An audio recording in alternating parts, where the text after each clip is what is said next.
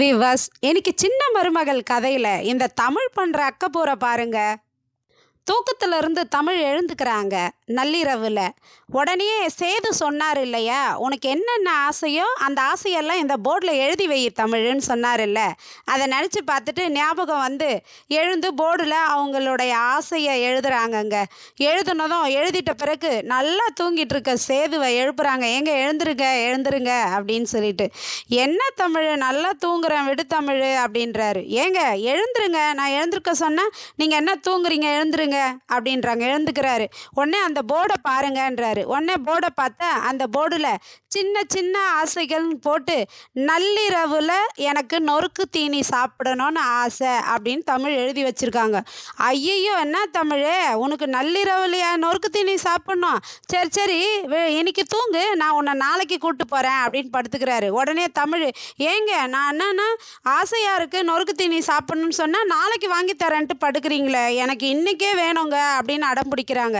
சரி வா, இன்றைக்கே வேணுமா, நான் உன்னை கூப்பிட்டு போகிறேன் அப்படின்னு சொல்லிட்டு நொறுக்கு தீனிக்காக போகிறாரு. உடனே அவங்க சொல்கிறாங்க, ஏங்க 24 மணி நேரமும் இருக்குமாங்க ஒரு கடை. அதாங்க அந்த அதாங்க அந்த பாலமேட்டில் ஜல்லிக்கட்டுக்கு போவோமே மந்த பக்கத்தில், அங்கே இருக்க ஒரு கடை, அங்கே பால் பண்ணு சாப்பிட்ணுன்னு ஆசைங்க அப்படின்றாங்க. அப்படியா, சரி வா, உனக்கு பால் பண்ணு தானே சாப்பிட்ணும், வா நான் வாங்கி தரேன்னு கூட்டிகிட்டு போகிறாருங்க. பாசமாக கூப்பிட்டு போகிறாருங்க. கூப்பிட்டு போயிட்டு கடைக்கு போகிறாங்க. போனதும் அண்ணே எங்களுக்கு 2 பால் பண்ணு கொடுங்கண்ணேன்னு கேட்குறாரு. அவரும் பால் பண்ணை எடுத்துகிட்டு வந்து வைக்கிறாரு. அண்ணே ஜீரா நிறைய ஊற்றி கொடுங்கண்ணே, ஸ்வீட்டா அப்படின்னு சொல்கிறாரு சேது. உடனே அந்த கடைக்கார அண்ணனும் ஜீரா நிறைய ஊற்றி தராரு. அண்ணா எப்பவுமே இந்த கடை இருக்குமாண்ணே அப்படின்னு கேட்குறாரு சேது. அதுக்கு அந்த கடைக்கார அண்ணன், எப்பவுமே 24 மணி நேரமும் இங்கே இருக்கோம்ப்பா, யார் வேணாலும் எப்போ வேணாலும் நள்ளிரவில் வந்து இங்கே பால் பண்ணு சாப்பிடுவாங்க. புதுசாக கல்யாணம் ஆன ஜோடிங்கெல்லாம் வந்து இங்கே சாப்பிட்டு விதவிதமாக ஃபோட்டோ எடுத்துகிட்டு போவாங்கப்பா அப்படின்றாரு. உடனே தமிழ், நம்மளும் ஃபோட்டோ எடுத்துக்கலாமா அப்படின்னு சொல்லிட்டு சேது, தமிழும் சேதும் 2 பேரும் சேர்ந்து ஃபோட்டோ எடுத்துக்கிறாங்க. ஃபோட்டோ எடுத்துகிட்டு, ஓகே உனக்கு திருப்தியா தமிழ், இப்போ நம்ம வீட்டுக்கு போகலாமான்றாரு. ஆஹா இல்லைங்கன்றாங்க. என்ன தமிழ்னா, இன்னும் எனக்கு ஆசை இருக்குதுங்க அப்படின்றாங்க. என்ன ஆசை சொல்லு அப்படின்னு சொல்லும்போது, எனக்கு பன் பரோட்டா வேணுங்க அப்படின்றாங்க. என்னது பன் பரோட்டாவா, சரி வா நான் அதையும் வாங்கி தரேன் உனக்கு அப்படின்னு சொல்லிட்டு கூப்பிட்டு போகிறாருங்க. மதுரை ஃபேமஸ் ஹோட்டலுங்க பன் பரோட்டாக்காக அந்த இடத்துக்கு போகிறாங்க. உடனே அண்ணா எங்களுக்கு 2 பன் பரோட்டா எடுத்துகிட்டு வாங்கண்ணான்னு கேட்குறாங்க.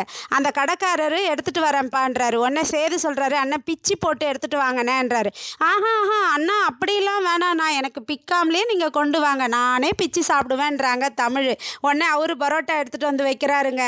பரோட்டா எடுத்துகிட்டு வந்து வச்சதும் அப்படியே ரசிச்சுக்கிட்டே ஆசையாக பன் பரோட்டாவை பிக்கிறாங்கங்க இவங்க தமிழ். அதை சேது ஆச்சரியமாக சந்தோஷமாக, ஐயோ என் பொண்டாட்டியுடைய ஆசையை நான் நிறைவேற்றுறேனேன்னு பார்க்குறாரு. எவ்வளோ ஆசைப்படுறா பாருன்ட்டு அதை பிச்சு நல்லா சாப்பிட்றாங்க. சாப்பிட்ட பிறகு, சரி தமிழ் மணி 2 ஆயிடுச்சு வீட்டுக்கு போகலாமா அப்படின்னு சொல்லி கேட்குறாரு. என்னது, இல்லைங்க இன்னும் எனக்கு ஆசை இருக்குதுன்றாங்க. என்னது இன்னும் ஆசை இருக்குதா, என்ன ஆசை தமிழ் சொல்லு தமிழ்ன்றாரு. எனக்கு வந்து பருத்தி பால் சாப்பிட்ணுங்கன்றாங்க. பருத்தி பாலா அப்படின்றாரு. ஆமாங்க, சின்ன வயசில் எங்கள் அப்பத்தா என்னை பருத்தி பால் விற்கிறதுக்காக அனுப்புவோம், நானும் 1 ரூபாய்க்கும் 2 ரூபாய்க்கும் பருத்தி பால் விற்றுட்டு வருவாங்க. இப்போ எனக்கு அந்த ஞாபகம் வந்துருச்சு, அதனால நான் பருத்தி பால் சாப்பிட்ணுங்கன்றாங்க. உடனே சரி வா பருத்தி பாலும் வாங்கி தரேன்னு போயிட்டு வாங்கி தராருங்க. இந்த தமிழோட அக்கப்போர் தாங்கவே முடியலங்க.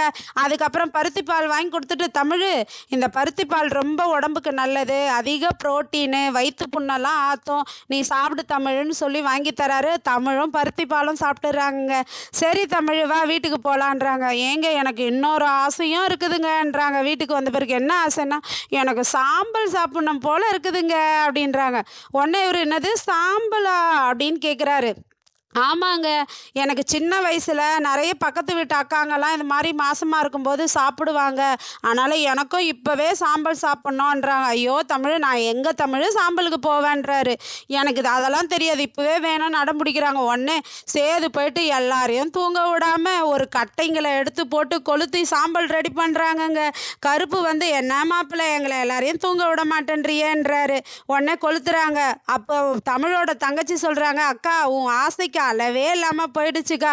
எங்களெல்லாம் தூங்க விடாமல் இப்படி பண்ணுறியே நீ சாம்பல் சாப்பிட்ணுன்னு அப்படின்றாங்க. உடனே தமிழ் அப்போனா எனக்கு ஒன்றா வேண்டாம், நான் கோச்சிட்டு போகிறேன்றாங்க. உடனே சேது இல்லை தமிழ் இரு, இது ஆசைன்னு கேட்டல்ல, நாங்கள் இதையும் செஞ்சு தரோம் அப்படின்னு கொளுத்துறாங்க. உன் தங்கச்சி இப்படி பேசினா நான் என்ன தமிழ் பண்ணுவேன்னு சமாதானம் பண்ணி உட்கார வச்சு சாம்பலை எரிய வச்சு எடுத்து தட்டி சுட சுட ஒரு தட்டில் போட்டு கொடுக்குறாங்கங்க தமிழ்கிட்ட. உடனே சேதோ நீ சாப்பிடு தமிழ் இந்தான்றாரு. உடனே தமிழ் அப்படியே அந்த சாம்பலை பார்த்து நாக்கெல்லாம் தடவி எச்ச ஊறி அப்படியே சாப்பிடாமலே ருசிக்கிறாங்க. இதை பார்த்து கருப்புக்கும் ஆசை வந்துச்சுங்க. தமிழ் நீ மட்டும் தான் சாம்பல் சாப்பிடுவியா, அதை ருசிச்சவனுக்கு தான் தெரியும், நானும் என் சாப்பிட போகிறேன், எனக்கும் ஆசை வந்துச்சுன்னு அவரும் கருப்போ எடுத்து சாம்பல் சாப்பிட்றாரு. ஐயோ என்ன எதுன்னு எல்லாம் சிரிச்சுக்கிட்டே பார்க்குறாங்கங்க.